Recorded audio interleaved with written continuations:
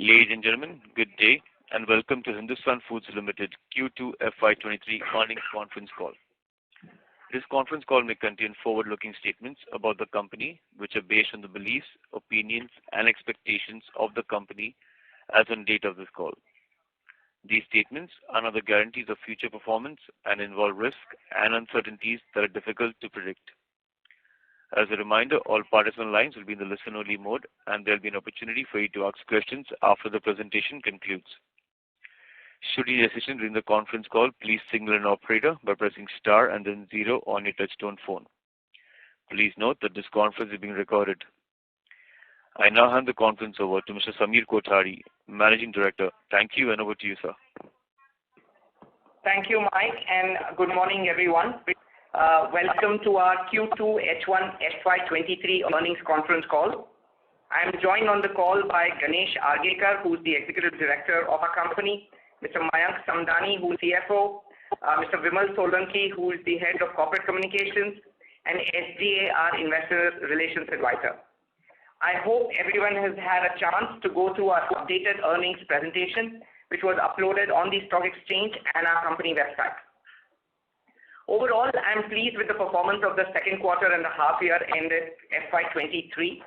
The company has been able to grow both in terms of revenues as well as profits, despite the challenging conditions in the FMCG market. The financial numbers of our acquisitions and new subsidiaries have started getting consolidated in the numbers, and accordingly, I believe that the consolidated numbers would be more reflective of the performance of the company rather than the standalone numbers. We do believe that the slowdown of the FMCG demand and the inflationary pressures will lead to our customers rethinking about their manufacturing strategies and expect of outsourcing more. And this will lead to a better growth prospect for us in the medium and the long term. On a related note, as a part of strengthening our core professional team, I'm happy to share that Mr. Sunil Plakat has been recruited as the President of Manufacturing Excellence. Mr. Plakat is a chemical engineer with long years of experience in manufacturing operations in plant and corporate roles across companies like Asian Paints and Atul Limited. I will now hand over the call to Ganesh Argekar, our Executive Director, to brief you on the operational highlights.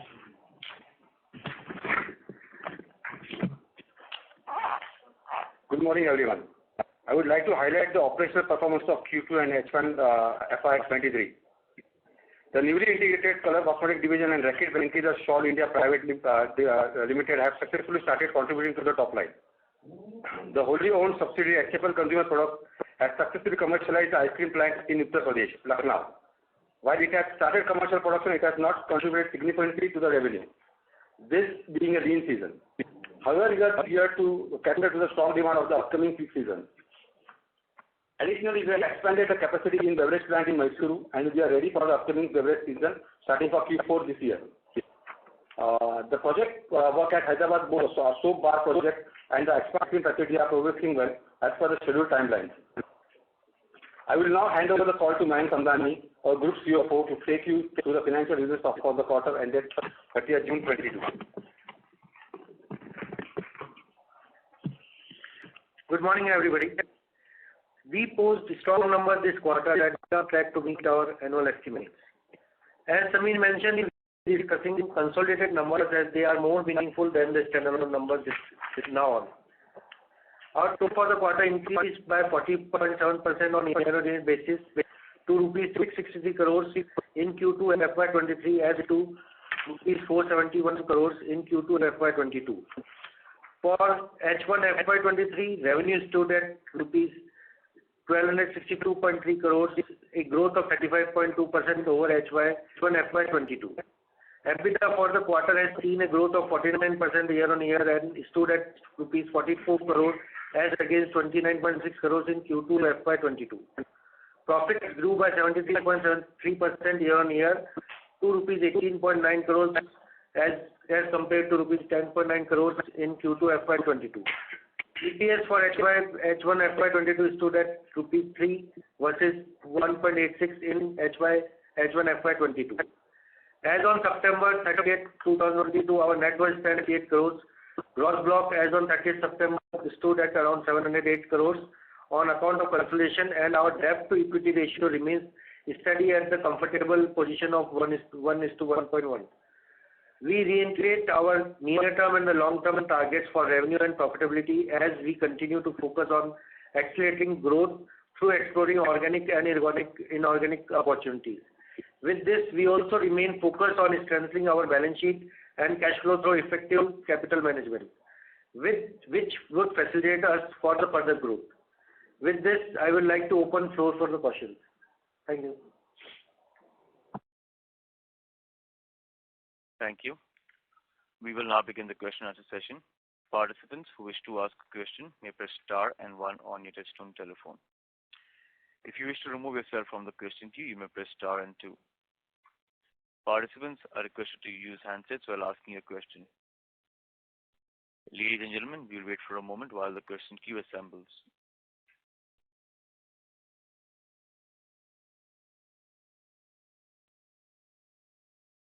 We have the first question on the line of Faisal Hawa from HG Hawa and Company. Please go ahead. Yeah. So what is the kind of opportunity we are seeing with, private label manufacturing? Faisal, this is the operator here. Would request to kindly come on the handset mode because your voice is not clearly audible. I'm sorry.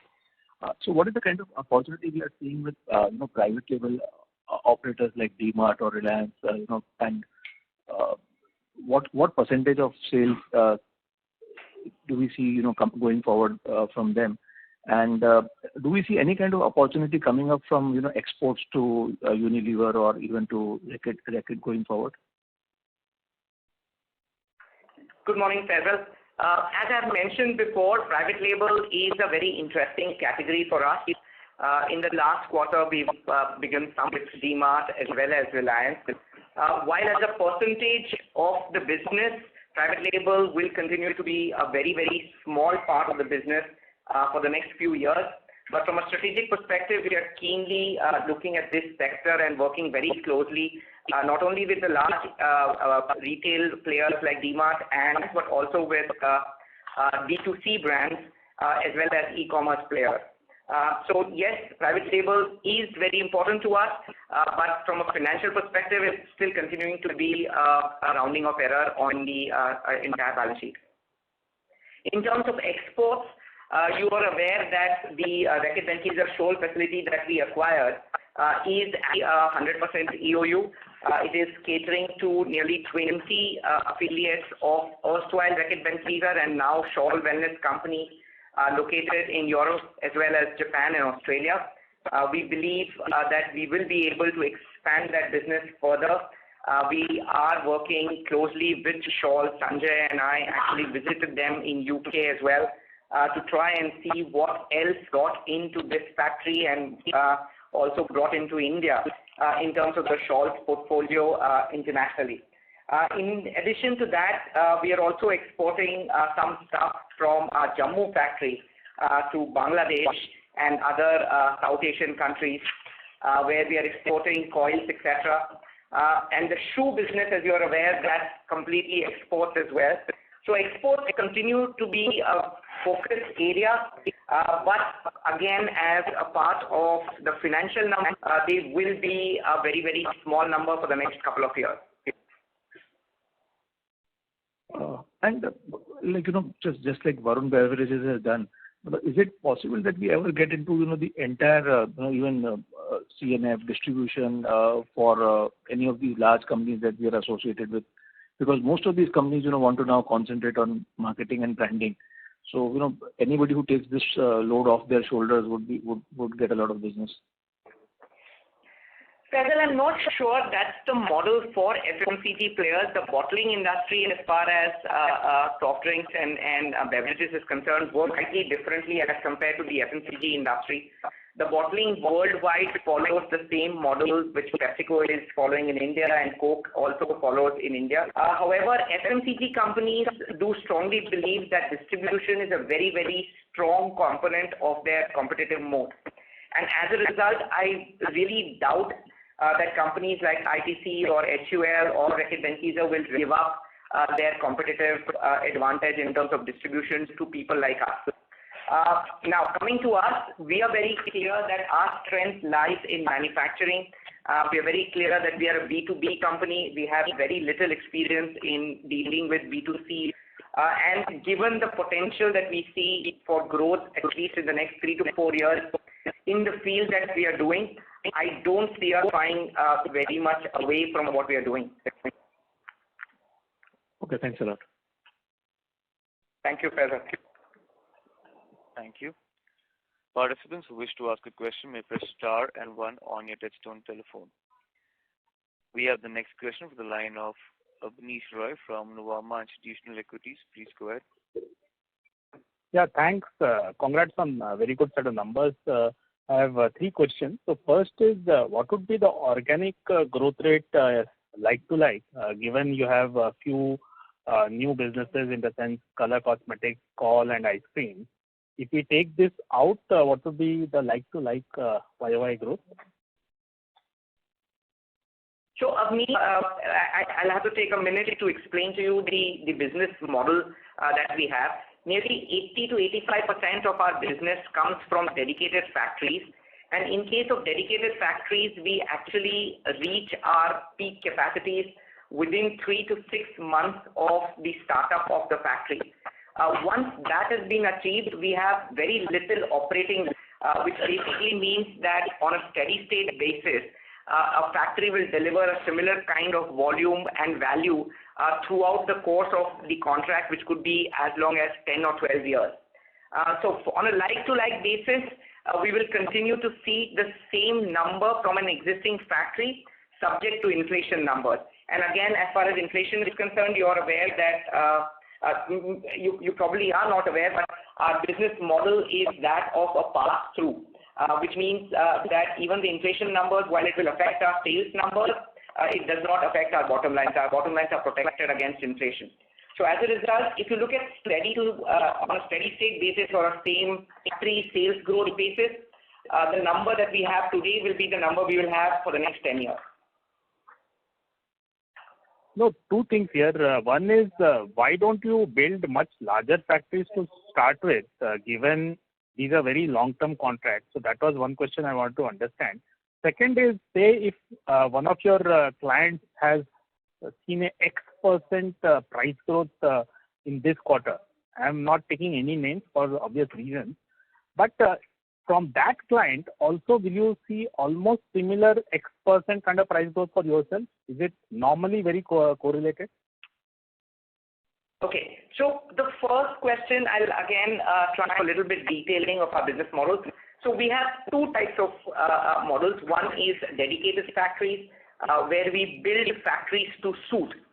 In this case, the customer comes to us and tells us exactly what size of the factory they want, what processes they want, what kind of machines they want, etc. And as a result, there we do not have any discretion in terms of building larger factories or factories. We build them exactly to the size of the customer. This works in our favor, especially when it comes to larger investments, because then we have zero operating risk. Whatever is the capacity which is guaranteed by our principals is what is built, and that is guaranteed right from pretty much day one of our commercial production. In case of our second model, Abneesh, where we do shared facilities, you're absolutely right that given the growth that we believe FMCG in India can achieve, we are investing in larger facilities. If you look at our update for this quarter, we've mentioned that we are upping the capacity. We're investing some money in Mysuru, which is a shared facility which we acquired, and we are doing that because the last season of beverages was excellent for all the companies. We believe that the next season we will ourselves see a substantial growth, and as a result, we are increasing the capacity more than 40%. So in terms of building large factories, we do that for the shared manufacturing model, where we have that operating leverage where we can increase the capacities basis of that. In case of dedicated factories, however, the discretion about the size and the capacity is not with us. Coming in terms of the price inflation, you're absolutely right that this quarter and the last quarter, a lot of the FMCG customers of ours have seen price rises. However, what you have to understand is the price rise that you look at from a customer's perspective is got to do with their sales realization. So which means they're talking about the price increases which they have taken vis-a-vis the customer. Maybe an increase in the MRP or a decrease in the volumes. However, in case of us as a manufacturer, our sales has got to do with the manufacturing cost, and our manufacturing cost will increase or decrease directly in proportion with the commodity price inflation in the commodity world. So it may not be completely correlated to, let's say, the price rise that our FMCG customers take. Does that answer your question? Only partly, because see, one is again coming back to a dedicated factory. If it becomes almost fully utilized in say 6 months, so is there a possibility that you can add one more line, because clearly FMCG companies are also seeing 4-5% volume CAGR over longer term. Currently they are not seeing, but is there a possibility of adding one more line in existing, or normally that is not the case? Oh, absolutely. That's very true, and we have various examples to do that. So, for example, in case of Hyderabad, we started off with only a detergent powder factory. We've installed there a liquid manufacturing facility, and now we're doing a soap bar facility. To give you the size of the expansion, we've gone from something like 60,000 tons to more than 200,000 tons now, and it's going to go up further. The same thing in our recent quarterly update, we've announced that in case of ice creams, we are nearly doubling our capacity expansion. We had invested close to 125 crores in this facility, and we are now investing a further 100 crores in that facility. So from that perspective, you're absolutely right. When we look at factories, we tend to buy larger plots of land, which allow us the expansion capability. Maybe I misunderstood your question, but what I was saying is that we would invest only under the complete commitment of our principal. While we would probably have the scope for expansion, we wouldn't do that expansion unless our principal underwrites it. Sure. Now well understood. My second question is on the board level development. So Mr. Dempo stepping down as chairman, and the independent director Shashi taking over as chairman in his replacement. What is the reason? What is the significance, if at all? And any color you would like to give? How does this change from a medium-long-term perspective, if at all?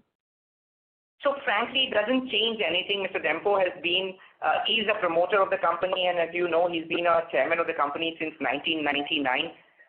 Shashi, on the other hand, has also been with us for nearly, I forget the exact number, but I think he's been a director for 4 or 5 years now. He's an independent director, is a professional, comes from the FMCG industry. As we look at professionalizing our board and our company further, the board just decided that we should rotate the chairmanship and have Shashi come in as well. Mr. Dempo continues to be the director of the company, and as I mentioned, he's also a co-promoter with us. Sure. Last question was on the previous participant question on export. So you mentioned next couple of years it may not change dramatically. So my question is, one, after 2 years, is there lack of visibility, or there are reasons to believe it will scale up? Second, just like many other categories, not just FMCG, is there a China plus one and EU plus one option for you also, or that's too currently low probability? In fact, the probability is very high. China plus one should happen definitely in case of FMCG as well. I have mentioned this before in my investor interactions that unfortunately the ecosystem for FMCG exports out of the country is not very well developed. That's the reason why we mentioned that it might take a couple of years. In some cases, like pharma, OTC, health and wellness, we will see it happening sooner rather than later. In case of FMCG products which require a very robust ecosystem for plastic molding and plastic injection molding, we might require a course for the ecosystem to develop, thereby allowing us to export. To give you a specific example, which I have quoted before, but I'll mention it again, that in times of COVID, one of the main reasons why India could not manufacture enough hand sanitizers and hand washes was because we did not have the capacity to make any pumps and flip-top caps. You'd be surprised to know that a large percentage of pumps in India are actually imported from China. So in a situation like this, for us to be able to position ourselves as an exporter in place of China would require that the plastic manufacturing capacity and the plastic injection molding capacity has to be much better developed. I think a lot of action is happening in the packaging industry as well. A lot of consolidation is happening there and a lot of capital is being allocated. I think in the next couple of years, you will see things changing. Sure, thanks. That's all from my side. Thank you. Thank you, Abneesh. Thank you. We have the next question on the line of Ajay Thakur from Anand Rathi. Please go ahead. Hi, sir. Thanks for taking my question and congrats on a good set of numbers. So just wanted to understand first on the margins front, we have seen a bit of a margin improvement. Any specific reason for the same? Is there kind of a mixed improvement that is going through there, which is helping in terms of the margin, or is it just because of the aero scare and the shawl unit getting kind of merged into, which is helping our better margins? Ajay, I'm going to request Mayank to take this question. Ajay, you are absolutely right. The margin improvement is because of the product mix changing. The healthcare RV shawl is a better margin company, so as the ice cream also is a better margin. So as Sameer told that in the dedicated unit, the entire the COGS is passed through. So it is through the product mix which is going on here. Okay, thanks. Secondly, on the ice cream front, just wanted to understand what could be our the full year revenue for ice cream, say in FY24. Because that would be the first full year of our operation post-commissioning.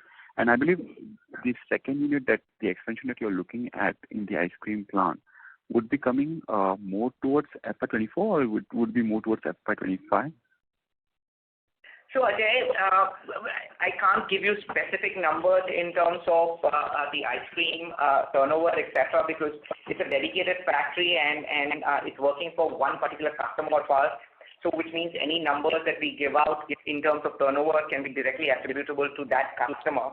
However, the expansion, we mentioned before that we are expanding from 15,000 tons to nearly 20,000 tons. And we are hoping that we will be able to bring this online by Q4 of this financial year. So which means the Jan quarter, which is the peak season for ice cream. The build-up for the ice cream season starts from Jan. We believe that the new capacity will come online by then as well. In addition to that, we'll be able to ramp up the existing capacity as well. So we're kind of excited about what the ice cream facility will contribute in Q4 of this year. Okay, thanks. Thanks, Sameer. Thanks, Thank you, Ajay. Thank you. We have the next question on the line of Akash Zaveri from Perpetual Investment Advisors. Please go ahead. Hi, good morning, Sameer and team. Am I audible? Yes, absolutely. How are you doing? Yeah, I'm good. How are you? Extremely happy and satisfied with the results. Congratulations once again. Just a couple of quick questions. One was the first one being Mr. Plakat, who his designation says President Manufacturing Excellence. Could you just throw some light on what exactly is this role and how this would progress? So Akash, as you know, we've been growing at a rapid scale, and we've tried to keep our management structure in sync with that growth. We now have 17 factories spread across the country, and obviously we are expanding both organically as well as inorganically.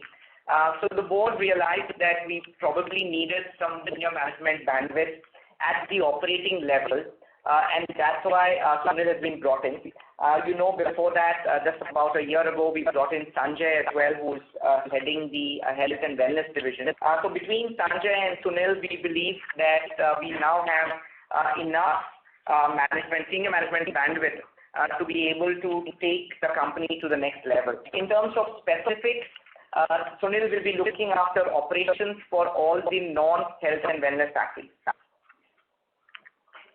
Okay, understood. Thank you so much for that.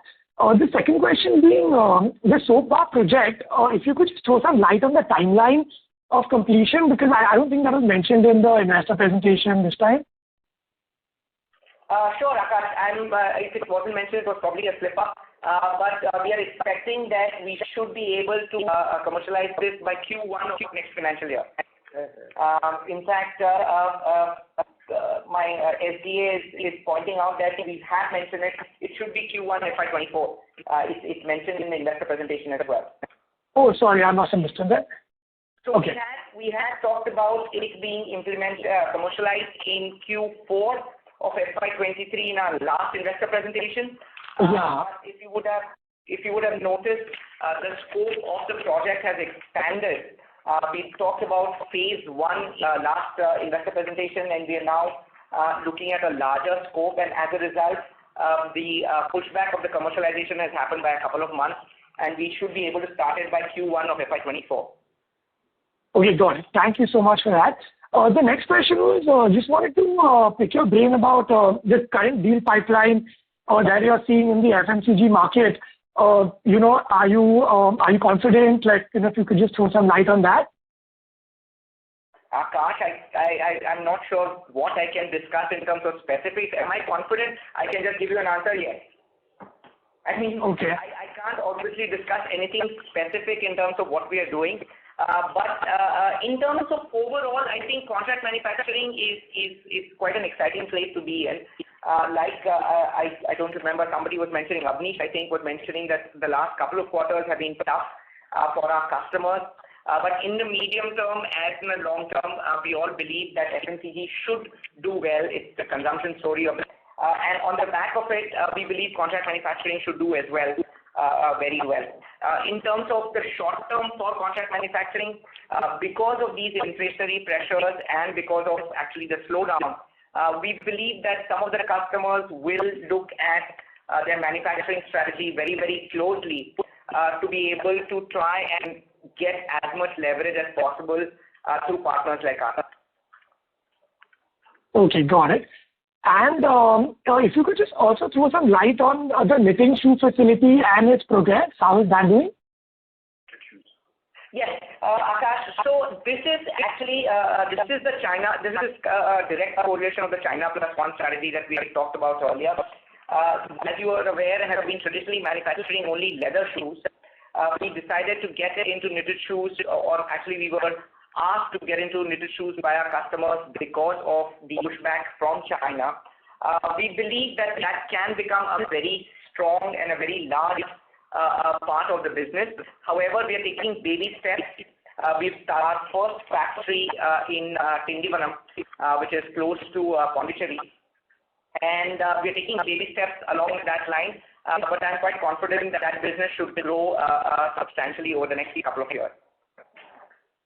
Okay, and a couple of quarters ago, I think you had mentioned about pet food as well. So has there been any progress on that? Maybe you might hear something soon, or your thoughts on that? So we're working with some smaller D2C brands on the pet food. Nothing that I would actually bring to the notice in terms of the financial figures, and I think it will continue to be very, very small. Okay. And my last question is regarding the effective tax rates that, which have come down. So I just want to understand the sustainability of the same and the 40 crore deferred tax liability that we have. Over how many years would this come down? Sorry, I missed that, Akash. Were you talking about the math? I was talking about the effective tax rates, which have come down. Historically, they've been about 35-40%, which have now come down to 25%. So would you like to find out about the sustainability of the same and also the deferred tax liability that we have on the books? over how many years does this come down? Sure. So I'll ask Mayank to question. So Akash, believe me, this question is giving me, sleepless night from the management and the board also. So what we have seen and discussed with our tax partners, we will be able to reduce our tax liability from next year when we will be exhausting all our maths in the books and all our previous losses in one of the takes. So next year we will see the revision of the tax rates coming in here. And to give you an idea that the new factories of subsidies which we have done in ice cream is already at the lower rate, right? So as that progress, the effective tax rate will also come down on that prospect also. Got it. That answers all my questions. Thank you so much, Sameer and team, and congratulations once again, and all the best for the next quarter and the next year. Thank you, Akash. Thank you. We have the next question from the line of Akhil Parekh from Centrum Broking. Please go ahead. Thanks for the opportunity. First of all, many congratulations, Sameer, to you and your team for maintaining a very high growth trajectory. My first question is on the enabling resolution that we passed recently of 300 crore of capital raising. Any further update or timelines on that? Hi, Akhil. Akhil, there have been no updates as yet. As and when something happens, we will come back with it. Okay. But is it are you guys looking for any inorganic opportunities, or is it just for the organic growth? So, Akhil, we continue to look at both organic as well as inorganic opportunities. You appreciate that till something happens, we can't announce anything. So we are continuing to do business as usual, yes. Okay, sure, fair enough. Second question is on the capex plan that we have outlined in the presentation, that the ice cream and the bath and soap bars and the health and wellness. So if I include all that capex, that should help us achieve target of 4,000 crore, right? I mean, so that's part of the 4,000 crore target line that we are trying to achieve by FY25. So we've given a guidance before, Akhil, on the turnover, and the capex that we've announced is also the capex discussed before. We've not. So you're absolutely right. Yeah. Okay. And there's no change to the timeline in terms of the sales target. I mean, probably because of some slowdown in the markets and all because of that. So, Akhil, we're talking of 2 years out. I'm sure there will be something which will happen faster than expected and something that will happen slower than expected. Right now, at this stage, I have no material to what we've announced. Okay, sure, fair enough. And lastly, on any new client additions that we have done during the quarter? Akhil, I think we've addressed this question before. We continue to do that on a regular basis. I spoke about DMart, Reliance. We talked about Tata Consumer, about Sap Miller. We generally avoid giving specific updates to the market in terms of each and every customer that we sign. But obviously, the sales team is working hard to bring in new businesses, either in form of new customers or in form of increased wallet share from existing customers. Sure. Fair enough. Thanks for answering my questions, and wishing you best luck for coming quarters. Thank you, Akhil. Thank you. We have the next question on the line of Faisal Hawa from HG Hawa and Company. Please go ahead. Yeah. So, Sameer, what is the acquisitions, what are the kind of acquisition opportunities we get every quarter, and how many do we really actively then pursue, and what is the generally what is the MCAP to sales that which would get you interested? That's one.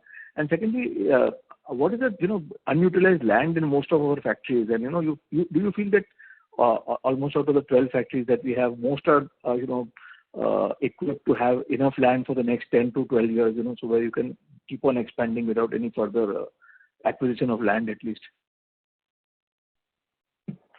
So So Faisal, in terms of acquisitions, we basically, in terms of the strategy, we look at acquisitions. One is we look at acquisitions which are consolidation, which means what we do is we look at acquiring some of our competitors who are either not willing to continue the business or are unable to continue the business. And that's one type of acquisitions that we look at. The second type of acquisition that we look at is a divestment from our principals. You know that we've acquired the Shoal facility from Reckitt Benckiser, and before that we acquired the Jammu facility from Reckitt Benckiser, and even before that we acquired the factory from Unilever. So we continue to do that in terms of acquisitions which look at both, which is consolidation, which is competitors bringing into like ATC beverages or aerocare, and divestments, the examples that I just gave you. In terms of pricing, there's no set formula for the pricing, etc. If anything, you would appreciate that we are very seized of our responsibility towards capital allocation, and we try to ensure that we are not buying growth just for the sake of growth. In terms of the second question that you asked, and I've forgotten what the second question was. Yeah. Do you have enough land for further expansion in most of the factories that we have? Sure. So Faisal, I would say that we have, so there's never enough land, right? I mean, if you look at the FMCG growth, and again, if you do leave the next couple of quarters, there's a huge potential for contract manufacturing. The volume growth, other than the last 2 quarters in India, has been in the range of between 5 to 7% as far as FMCG is concerned. And in addition to that, there is the wallet share increase that happens between insourcing and outsourcing for any traditional FMCG company. And third, this factor of consolidation where some of our competitors are unable or unwilling to grow. Given that, we've realized that we've been able, and that's evident from our numbers, disproportionately to what we had planned or what we had thought. So if you ask me, do we have enough land? While my answer might be today that yes, we generally tend to buy land with an eye for expansion, I also have to caveat that with the fact that even in a site like Hyderabad, which we acquired the first plot of land nearly 10 years ago, and we acquired a substantially large plot than what was originally required, we then ended up buying more land just about 2 years ago. And if the expansion that we are currently doing there, including the soap bar project, we might probably have to look at acquisition again. So it's a relative thing, but yes, in principle, we definitely try to acquire land more than what is immediately required. Okay, thanks a lot. Thank you, Faisal. Thank you. We have the next question on the line of participants who wish to ask a question may press star and 1 on your touchtone telephone. Participants who wish to ask a question may press star and 1 on your touchtone telephone.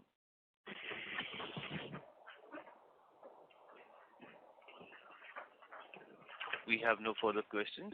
I would now like to hand the conference over to Ms. Solanki, Head Emerging Businesses and Corporate Communications, for closing comments. Thank you, Mike, and season's greetings to all. We're pleased with HFL's operational and financial performance for this quarter and the half year ended FY23. It has been in line with the company's targets, and we are on track to meet our medium-term and long-term goals. We are confident that our customers will look at our track record of executing greenfield projects flawlessly and integrating the acquisitions seamlessly. We are hopeful that they will continue to propel us towards our next goals. We strongly believe that long-term success is possible only by connecting economic growth with environmental stewardship and financial performance with social responsibility. As a socially responsible company, we will always strive to ensure that our ESG focus is embedded into our strategy and that our growth ambitions are well suited with sustainable development practices, conscientiously using the right approach. I take this opportunity to thank everyone for joining on this call. I hope we have been able to address all your queries. For any further information, kindly get in touch with us or strategic growth advisors, our investor relations advisors. Thank you so much. Thank you. On behalf of Hindustan Foods Limited, that concludes this conference. Thank you for joining us, and you may now disconnect.